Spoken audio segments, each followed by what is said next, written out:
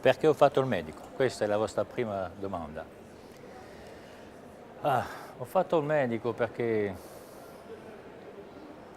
mi è sempre piaciuto, ho sempre voluto fare qualche cosa per gli altri. Questo credo che è la prima ragione per tutti quelli che fanno la medicina, almeno a tempo mio, per, per aiutare, per compatire con le persone. Certamente la mia educazione, l'esempio dei miei genitori, la mia educazione religiosa anche, sì, come contatto con una certa maniera di vedere il cristianesimo, per me è stato importante. Ho fatto il medico perché non ero un campione in matematica, non ero un campione in francese, non ero un campione in niente, e mi pareva che fare il medico, qualcuna persona era capace di fare il medico, bastava lavorare e studiare. Che dico sempre agli altri che per essere medico ci vuole più amare il mestiere, avere anche questa pulsione, non so se in italiano lo capisce, ma avere questa pulsione è più importante questo che di essere un capo della scienza o in altri posti della scienza, sì. Vedi che le parole mi mancano. Dunque sono andato a studiare per fare il medico. Avevo anche letto dei libri sulla medicina, su certi romanzi su chirurghi, volevo essere chirurgo, ma quando ho cominciato a studiare la medicina, ho visto i primi chirurghi, no, ho cambiato di idea perché i chirurghi mi parevano un po' pazzi. Quello che avevo visto, prepotenti, ogni cosa. Dunque la medicina e poi piano piano sono caduto nella nefrologia, come si chiama in religione, credo, perché era il principio della nefrologia. Ho cominciato i miei studi in 59, credo, e in 60 avevo visto il primo servizio di nefrologia, uno dei primi servizi di nefrologia in Marsiglia, sono stato a Marsiglia, ho fatto i miei studi a Marsiglia, sono nato a Bastia, in Corsica, di genitori italiani, ma io mi sento più corso che italiano e più francese che corso, ma alla fine siamo fatti di tutto questo mixto. E dunque sono andato a studiare la medicina con l'idea di forse fare la nefrologia, perché anche la nefrologia avevo fatto dei studi secondari scientifici, si chiama da noi matematica elementaire, pensavo che mi poteva servire per fare una specialità che domanda conoscenze in matematica o in fisica, in chimica, ecco, così era una compensazione di un'incapacità. Non so se ho risposto alla sua questione. Ve l'ho detto. Anche perché a quel momento la nefrologia principiava in Marsiglia. Mio maestro, si dice così, mio maestro si chiamava, perché è morto, Antoine Murisasco, il professor Antoine Murisasco, un nome credo che rumano, ma aveva fatto degli studi di architettura, un uomo, molte idee aveva in capo, ne aveva anche un po' troppo. E ero sedutto, come si dice in italiano, sedotto da la sua entusiasmo, della sua volontà di fare delle cose nuove che nessuno non faceva, come il reno artificiale. Il reno artificiale è un'avventura fantastica. Io ho conosciuto il principio dove si adoperava gli arnesi del meccanico anche per andare avanti le cose, far andare avanti le cose. Dunque mi è molto piaciuto e poi c'è stata l'introduzione negli studi degli elettrolici, come si dice, dei disordini del metabolismo, ecco, era il principio della rianimazione, come si dice in italiano, la rianimazione, e ho capito che Jean Burger quando ero un po' triste, io leggevo più tardi, leggevo l'editoriale di Jean Burger del numero 1 della rivista Nefrologie, che era un elogio della nefrologia, e spiegava lui che la nefrologia aveva tutto inventato, la rianimazione, l'immunologia, la meccanica, gli organi artificiali, e boh, detto da lui passava bene, detto da noi, da me, faceva ridere, come fa ridere forse adesso. Ma devo sempre parlare italiano? No, perché il mio italiano è molto storpiato e no, è meraviglioso, lo conosco l'italiano meraviglioso. Ah. Bien, on me demande de faire la traduction simultanée, de l'auto-traduction simultanée. On m'a demandé pourquoi j'ai choisi de faire la médecine, pourquoi j'ai choisi de faire ensuite, pourquoi je suis tombé en néphrologie. Tombé, c'est moi qui le dis. J'ai choisi de faire la médecine pour des raisons liées, je pense, à un certain tempérament qui pourrait se résumer à quelques mots, qui est une certaine attention à autrui, une certaine capacité ou aptitude ou tendance pathologique peut-être à compatir avec les autres, et puis des lectures, des personnages qui m'ont influencé, parce que je rêvais de la médecine, comme je voulais être chirurgien d'ailleurs, et pas médecin, parce que je crois que j'avais lu J'étais médecin de Dien Bien Phu, c'était abominable comme livre, c'est un chirurgien qui répare les blessés à la bataille de Dien Bien Phu. J'avais lu Corps et âme, bien sûr, j'avais lu des choses un peu qui sont un peu cucu maintenant, mais j'avais envie de faire médecine, et en tant qu'également, peut-être j'ai été influencé par le fait que j'étais dans une famille d'immigrés italiens, très unis, très généreuse, et qui m'a appris que mon père me disait toujours « Fais ce que tu veux, mais fais-le bien. Je ne tiens pas à ce que tu sois médecin. » Il ne voulait pas, il rêvait que je devienne instituteur. Ce n'est pas la traduction simultanée, ça je ne l'ai pas dit tout à l'heure. Il rêvait que je devienne instituteur, et que quand je suis décidé de devenir médecin, pour lui, ça lui paraissait quelque chose qui était d'inaccessible, puisqu'il était issu d'une famille très, très, très modeste du nord de l'Italie. Et bon, c'était quelque chose qui pouvait être impensable. Mon père était un aiguiseur, un arrotino, on dit en italien. Hein, c'est un gagne-petit. Donc, ceci m'a conduit à aller vers cette spécialité qui me paraissait impossible à obtenir, enfin cette profession, parce que j'étais boursier et que je craignais surtout, vu que les études de médecine duraient 7 ans et que quand on doublait, on échouait à un examen, on perdait sa bourse, je craignais de ne pas pouvoir avancer. Voilà, j'ai eu des amis qui m'ont dit « tu es fou, vas-y, quand on aime ce qu'on fait, on le fait » et puis on l'a fait. Voilà. Et pourquoi en néphrologie?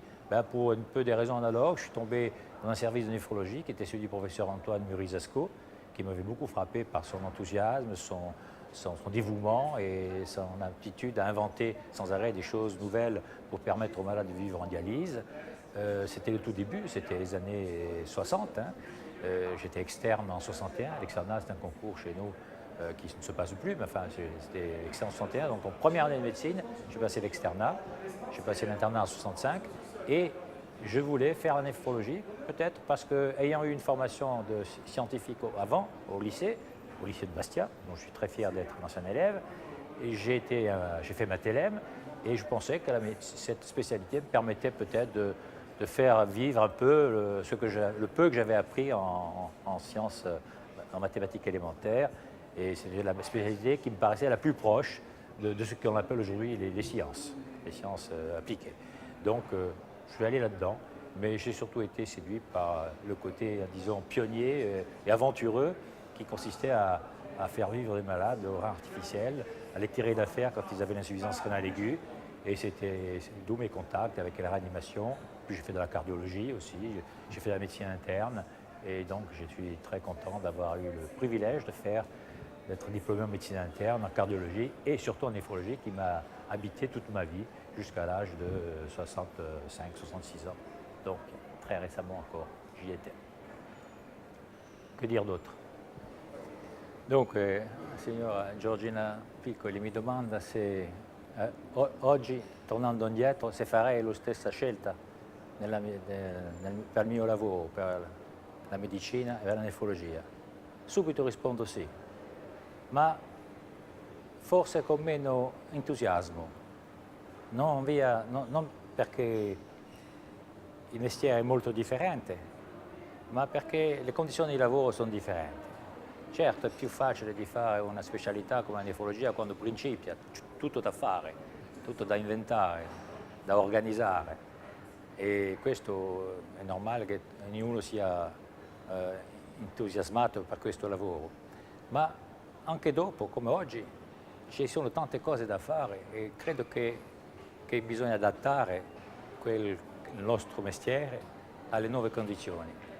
Ma certe nuove condizioni sono difficili a controllare e a migliorare. Cioè, io ho visto l'introduzione dell'amministrazione, del potere dell'amministrazione, nel potere detto, cosa si chiama, il potere medicale, il pouvoir médical. Il potere medicale ne avevamo poco, ma la gente con chi si lavorava ci ascoltava, perché non sapevano esattamente cosa ci occorreva.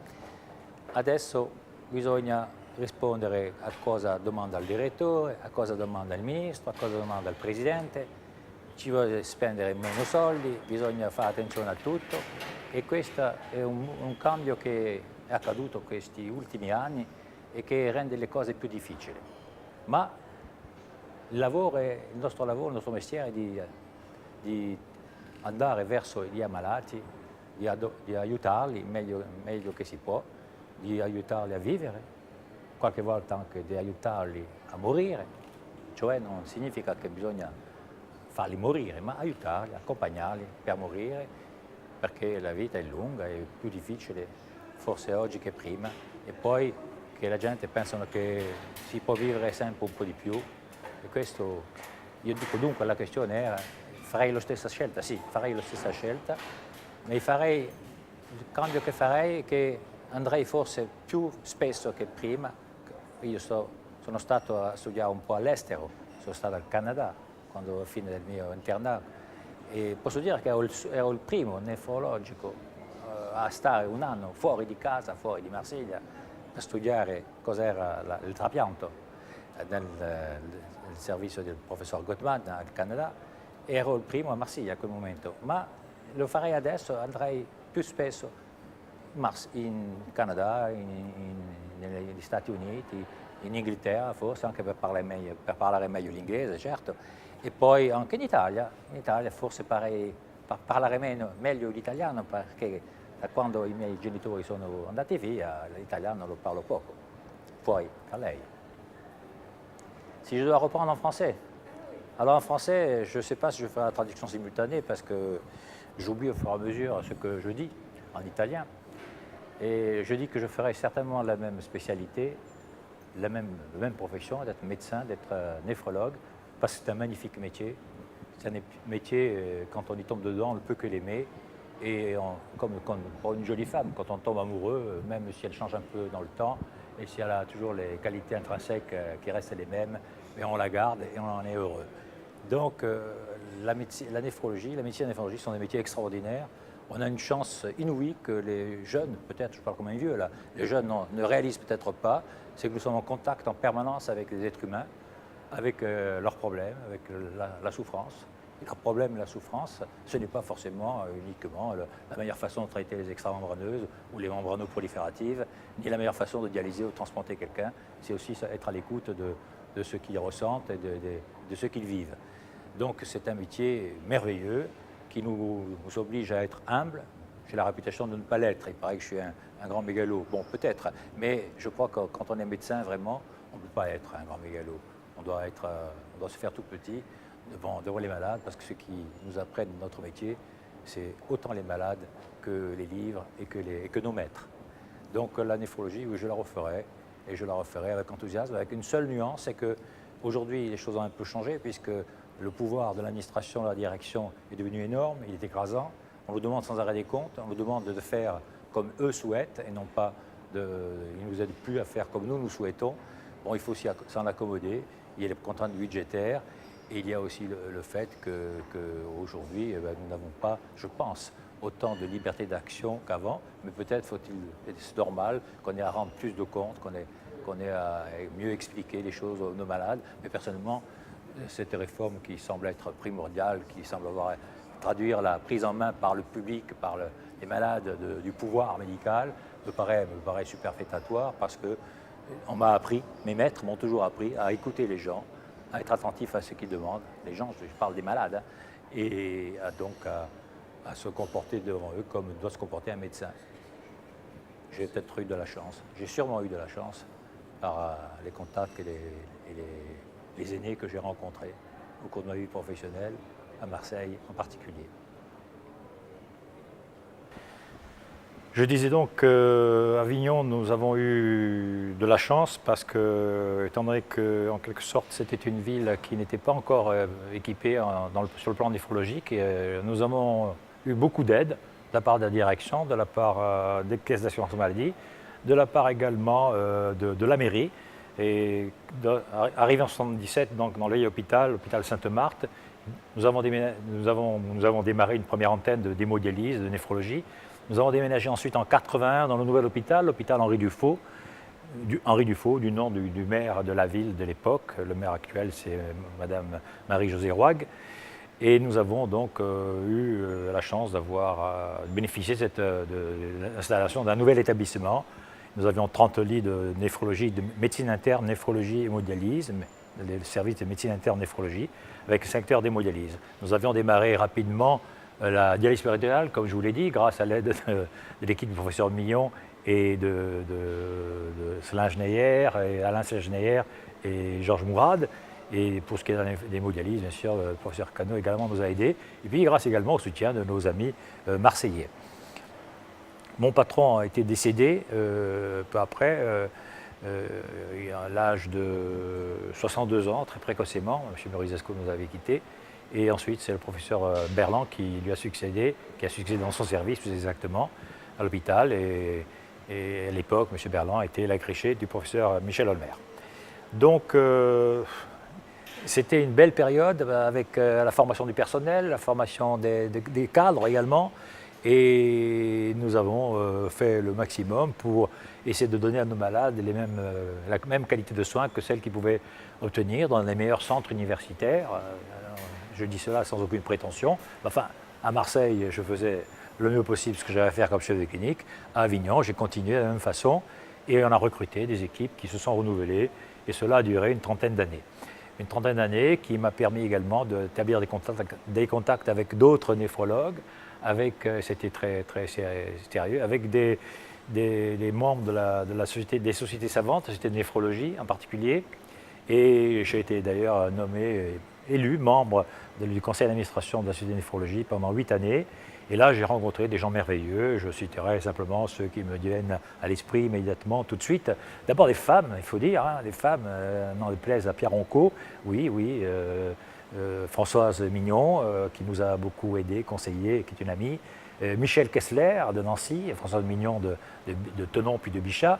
Michel Kessler de Nancy, qui sont deux types de femmes extraordinaires. Puis j'en ai trouvé d'autres aussi, femmes comme Marie-Noël Perali, hommes bien sûr, Pierre Onco, de Tex, et puis je ne peux pas oublier de quelqu'un comme Marcel Legrain, quelqu'un comme Claude Jacobs, et puis je n'ai pas eu l'honneur d'être l'élève de Jean Burger, ni même de le connaître de près, mais j'ai rencontré M. Richer, j'ai rencontré Pierre Onco, des gens qui m'ont aidé, et chaque fois que j'avais des difficultés ou des problèmes, je n'hésitais pas à faire appel à eux. Et puis, également, un personnage, nous sommes à Toulouse, c'est Jean-Michel Suc, le professeur Jean-Michel Suc est un monsieur vraiment extraordinaire, comme on dit chez nous en Corse, en parlant des gens, des messieurs, je dirais la même chose de monsieur Piccoli, c'était un Gio en Corse, Gio, era un Gio, on dit en Corse, era un Gio, c'est un seigneur, un monsieur qu'on doit respecter parce qu'il connaît beaucoup de choses, parce qu'il est de mon conseil,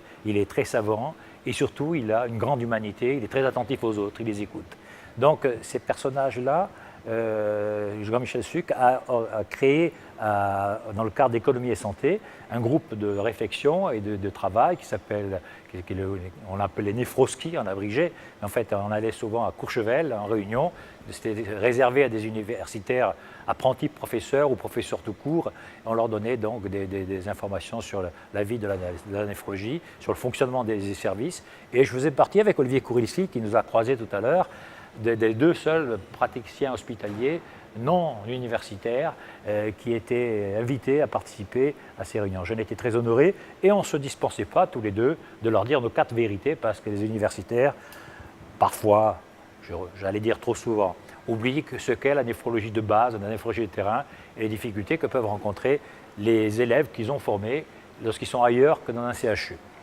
Voilà ce que je voulais dire pour rendre hommage à M. Jean-Michel Sucre qui a donné à ce groupe qui existe toujours, qui est poursuivi et qui maintient, qui je crois est toujours sous la responsabilité actuellement du professeur de Tex, de Clermont-Ferrand.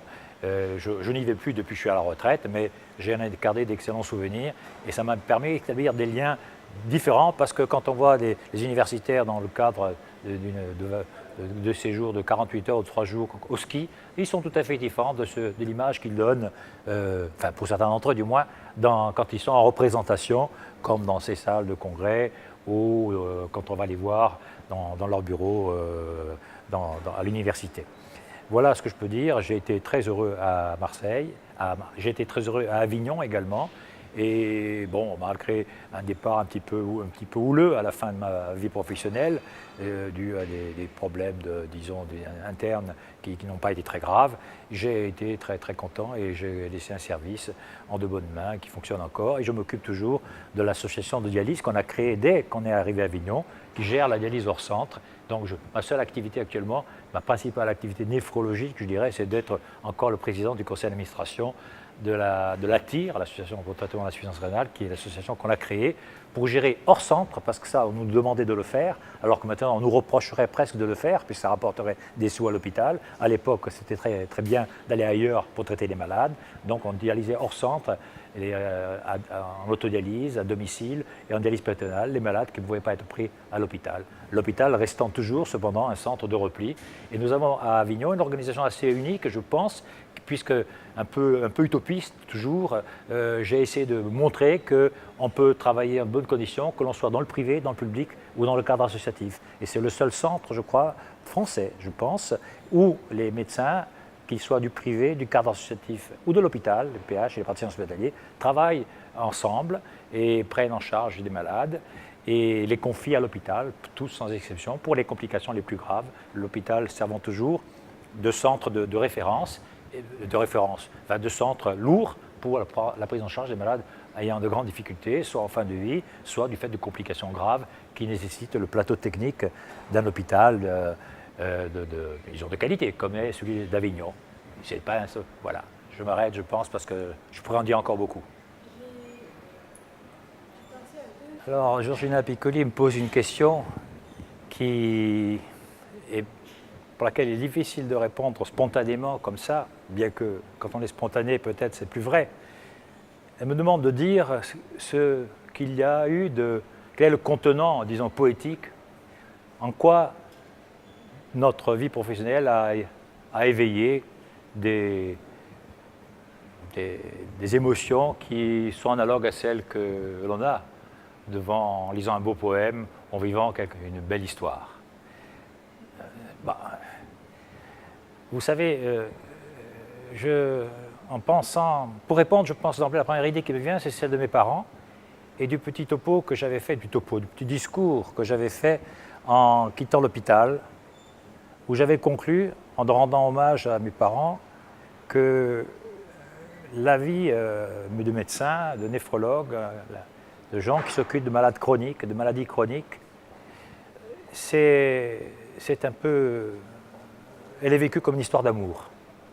Comme une histoire d'amour. Alors ça avait surpris tout le monde d'entendre parler d'amour à la fin d'un topo ou d'une petite réponse aux éloges qui ils ont été faits quand on quitte l'hôpital. Mais je crois que c'est tout à fait vrai. Et peut-être que derrière cette question, il y a que vous m'avez posée, la poésie, il y a la façon d'exprimer sous forme poétique, ce qui a trait à l'amour. Alors, il y a cela, je pense que ce qui m'a le plus plu, ce qui m'a le plus ému, ce qui m'a donné l'impression de vivre quelque chose d'extraordinaire dans cette profession, c'est la relation avec les malades. La relation avec les malades, même dans les cas les plus désespérés, la relation avec des malades qui se rendent compte également, certains d'entre eux en particulier, de notre embarras, quand on ne peut pas leur proposer quelque chose qui résout leurs problèmes, qui presque nous disent « vous en faites pas docteur, je sais ce que vous ne voulez pas me dire, je sais cette discrétion, cette retenue, cette tendresse qui s'exprime de la part du malade vis-à-vis de son médecin qui n'a pas tous les moyens, il n'a pas toutes les réponses aux questions qui se posent. » La poésie, ça rejoint cette histoire d'amour. Je suis un peu confus dans ce que je vous dis, mais c'est cela. Ce à quoi je pense quand vous posez cette question. C'est aussi les moments de joie. Les moments de joie, des périodes où on se réjouissait parce qu'un malade était transplanté, parce qu'un malade qui était très grave, qui allait mourir, n'est pas mort, il s'en est tiré, parce que quelqu'un avait eu une bonne idée pour faire un bon traitement qui contrairement à tout ce qu'on attendait, a marché. Et puis il y a eu les moments où des jeunes médecins, des jeunes étudiants sont émerveillés de voir que ce qu'on faisait était intéressant, que c'est digne d'intérêt, qu'ils voulaient faire leur thèse sur un sujet du service. La poésie, c'est ça, c'est aussi les miracles qui se produisent alors que moi j'étais plutôt du genre combattant et plutôt emmerdeur. Je disais, vous ferez la correction s'il faut. Qu'il s'agisse de la direction, des autorités tutelles, même les plus sévères et les plus rigides, on se rendait compte qu'on était écouté. Pas tout de suite, mais on finissait par être écouté parce que, je pense, on identifiait en nous, disons, une volonté de bien faire et non pas seulement, comme on le croit trop souvent, d'élargir notre pouvoir médical ou de satisfaire notre volonté de puissance. Donc, je trouve qu'il y a quelque chose de beau là-dedans, qui réconforte et qui permet de passer sur les épreuves que l'on a à traverser, parce qu'il y a des épreuves difficiles, soit auprès des malades, soit auprès des autorités tutelles ou de la direction, soit même auprès de nos collaborateurs. Il y a des conflits dans les services, il y a des conflits entre médecins, des conflits avec le personnel. Je me souviendrai toujours de ce moment où notre surveillante nous a pris à partie en nous faisant un procès parce que c'était épouvantable, les malades étaient très lourds, très nombreux, et on ne se rendait pas compte, nous les médecins, de la charge de travail que ça représentait parce qu'on était très exigeants pour la qualité des soins, et puis les malades étaient de plus en plus lourds, de plus en plus nombreux, et le personnel craquait. Alors la surveillante est devenue le porte-parole et nous a reproché de mettre en dialyse, par exemple, des malades très âgés, des malades en mauvais état.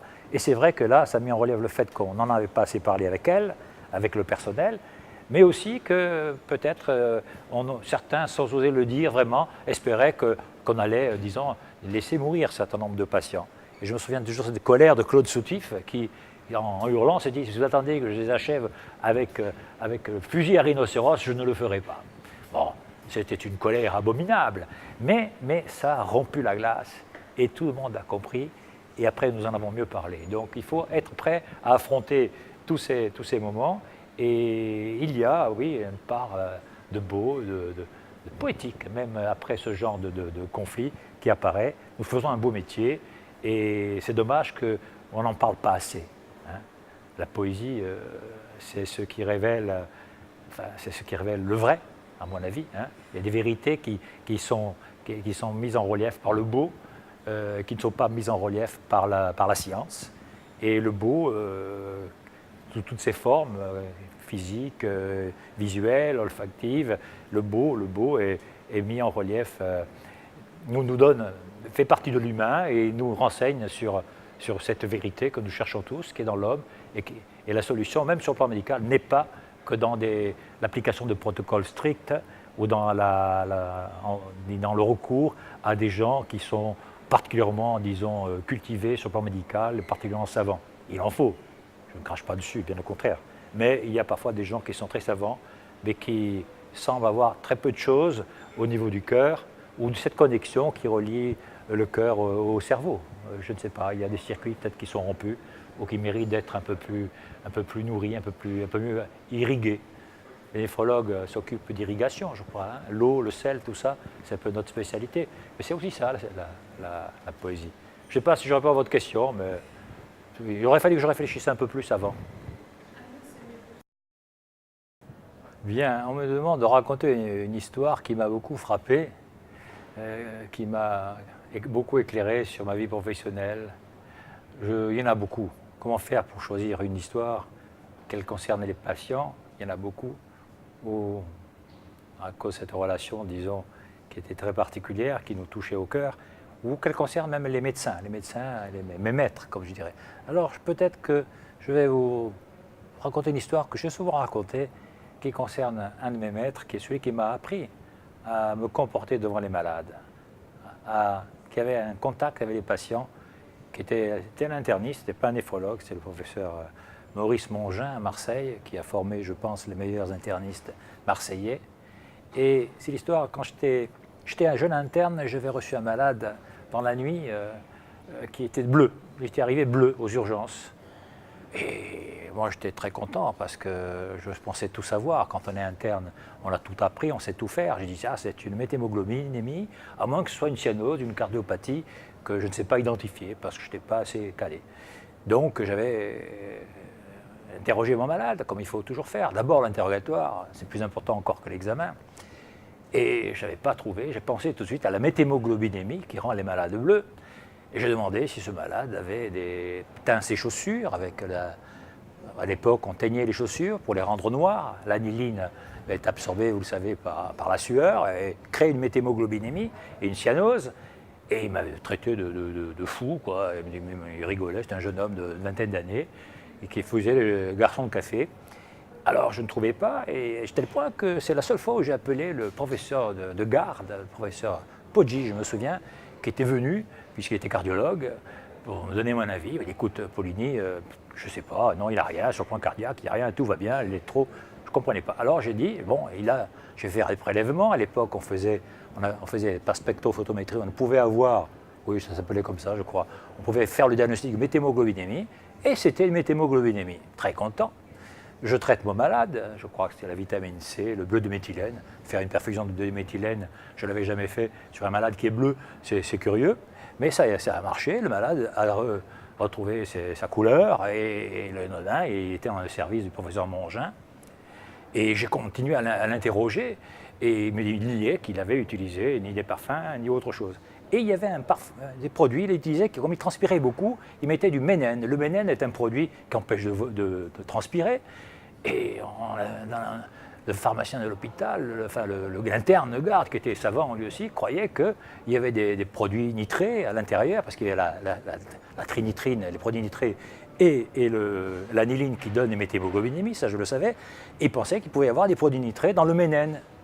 On allait presque téléphoner aux États-Unis pour savoir quel était le contenu de ce parfum. Et le lendemain, à la visite, le professeur Mongin, qui était un monsieur imposant, mais qui parlait lentement, qui réfléchissait beaucoup, qui était un savant extraordinaire, me dit, alors Poligny, comment ce malade, comment il va? Ben, je raconte l'histoire, très fier, et puis je lui dis, je l'ai guéri, enfin il est guéri, et je pense que peut-être on est sur une piste, c'est peut-être le ménène. Ah, vous croyez, Poligny, vous croyez?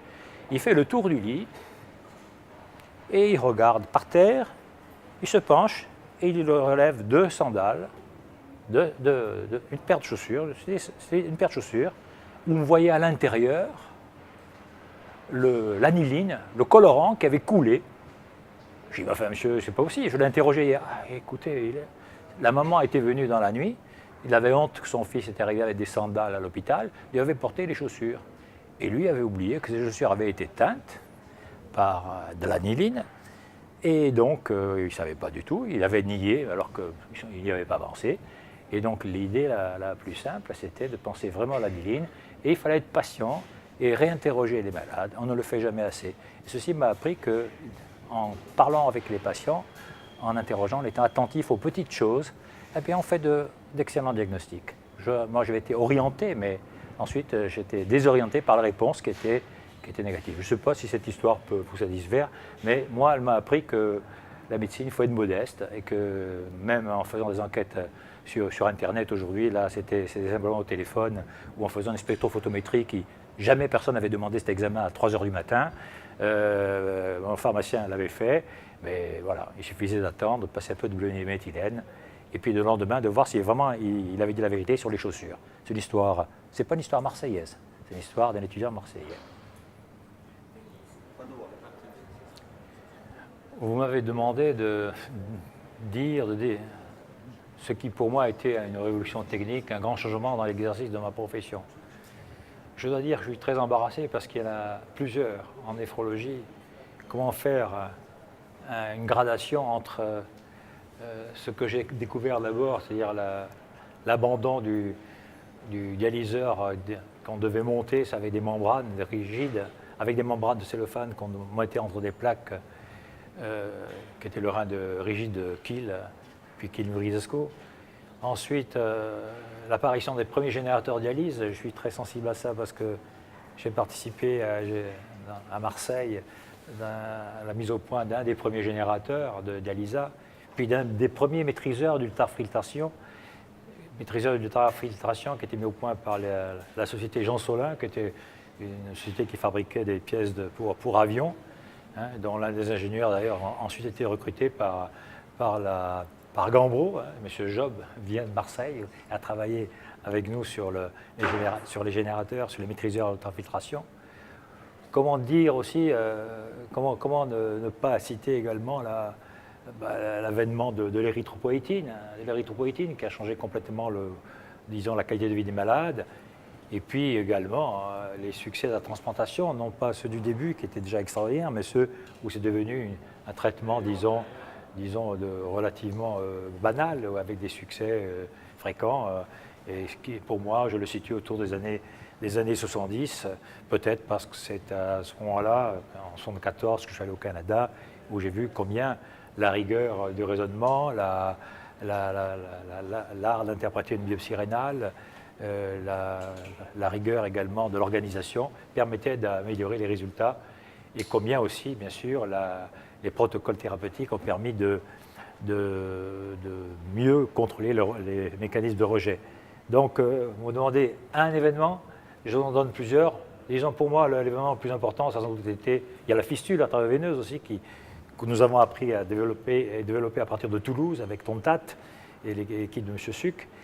L'événement majeur a sans doute été pour l'hémodialyse, la mise au point d'appareils, de générateurs qui nous déchargeaient d'un tas de contraintes de surveillance, qui ne dispensaient pas de la surveillance, mais qui nous en déchargeaient beaucoup, et des premiers dialyseurs jetables, stériles, qui nous permettaient de faire de l'hémodialyse, une technique qui était facile à reproduire indéfiniment. Voilà, donc l'événement, c'est pour moi le générateur, disons, sophistiqué, des années 70, aussi sophistiqué, beaucoup moins que ceux qu'on trouve aujourd'hui, mais enfin, à l'époque, avec un tournevis et une clé à molette, on arrivait à réparer pas mal de choses. Maintenant, il faut des équipes de spécialistes, et c'est une bonne chose, mais ça coûte beaucoup plus cher, et c'est un peu plus compliqué. Voilà ce que je veux dire. Mais pour les malades, c'est sans doute l'erythropoïétine. Mi domandano adesso di dire cosa consigliare a un giovane che vuole fare medicina, un giovane o giovane, un ragazzo, una ragazza, o che poi sapere se vuole fare la nefrologia, studiare la nefrologia. Io penso che per uno come per l'altro, per i medici, la prima cosa è di amare il mestiere, avere voglia di essere disponibile e rispondere alla domanda della gente, non soltanto sul piano della tecnica, della scienza, ma anche dell'umanità, della domanda che viene dal cuore e dall'anima. Può parere un po' prepotente di dire cose così, ma io credo che la cosa più importante del nostro mestiere è di rispondere correttamente su quel piano lì, quello che accompagna il sapere e la scienza. Allora io penso che per fare medicina, come per fare nefrologia, per fare medicina, prima avere questa volontà, questa apertura dello spirito a cose che non sono soltanto tecniche e accettare di essere disturbato, di non avere orari fissi, benché adesso c'è una migliore organizzazione, per poter essere disponibile sempre ai suoi malati, che anche se ci siamo più numerosi adesso a lavorare, c'è sempre delle periodi dove bisogna essere libero e essere capace di rispondere. E per la nefrologia lo stesso, che si è un po' più interessato delle cose scientifiche, la rianimazione, l'elettronica o l'equilibrio come si dice, du milieu intérieur in francese, non so come si dice in italiano, la rianimazione o anche l'immunologia, il trapianto, queste sono delle zone dove uno che si interessa alla scienza può trovare il suo piacere et essere felice. Alors je dois dire en français maintenant, ce n'est pas une traduction simultanée, mais enfin, ce qui pour moi est important, ce qu'on pourrait conseiller à un jeune qui veut faire, ou une jeune fille, un jeune homme qui décide de faire la médecine, ou qui décide ensuite peut-être de faire de la néphrologie. Bien, je dirais que d'abord c'est avoir envie de faire la médecine, non pas pour son côté scientifique, mais la médecine pour son côté humain, c'est-à-dire être ouvert à l'autre, être curieux de l'autre, être un homme de dialogue, être capable d'écouter, être capable, disons, de percevoir les choses, même si elles ne sont pas énoncées clairement ou de façon rationnelle, et les choses qui viennent du côté du malade, c'est-à-dire des malades qui expriment ou qui attend une réponse au niveau de sa souffrance, son inquiétude, de son anxiété. Donc ça, je dirais que peut-être faudrait-il faire un peu plus d'études ou de s'intéresser aux choses, à la littérature, aux philosophes, à l'éthique, ou avoir une expérience, disons, sociale qui permette de découvrir, de rencontrer l'homme qui souffre. Ça peut être un stage comme dans le milieu social, mais je pense que certaines infirmières sont peut-être, disons, plus prêtes à faire la médecine que certains médecins qui sortent des grandes écoles, qui sont très savants, mais qui, en fait, choisissent la médecine surtout parce que pour sa valeur dans la société, en tant que pour l'honorabilité qu'ils considèrent que ça accorde, ou pour les revenus que ça pourrait, disons, permettre d'avoir au niveau des salaires, au niveau des honoraires. Voilà. Ça, c'est le premier point. Donc, être intéressé par l'homme, par tous ses aspects, y compris sa composante, disons, charnelle, au sens que Charles Péguy donnait à ce terme. C'est un auteur que je cite souvent parce qu'il m'a habité et il m'a souvent éclairé sur bien des choix dans ma vie. Et pour ce qui est de la néphrologie, je dirais que peut-être, si on est très intéressé par les aspects scientifiques, eh bien, la néphrologie est bien que dans d'autres domaines aussi, comme la cardiologie ou d'autres, la néphrologie est un domaine où l'on peut s'épanouir si on s'intéresse à certains aspects, disons, plus pointus, qu'il s'agisse de l'immunologie, de l'équilibre électrolytique, des maladies de système qui ont, quels que soient les mécanismes qui en sont responsables, certaines maladies héréditaires également plus rares, ou même des domaines proches de la cardiologie, comme tout ce qui se rapporte à l'hypertension artérielle, aux maladies cardiovasculaires. Donc la néphrologie permet de s'épanouir. Il y a les organes artificiels, bien sûr, toujours. On peut être heureux comme néphrologue en faisant uniquement de l'hémodialyse et de la dialyse péritonéale, mais ça, il faut le faire dans un deuxième temps. La formation de base doit être d'abord de médecine interne, de néphrologie, et puis après, chacun selon son plaisir, selon sa spécialité, selon ses désirs aussi. Et puis, il faut accepter surtout, je crois, d'être disponible, la disponibilité.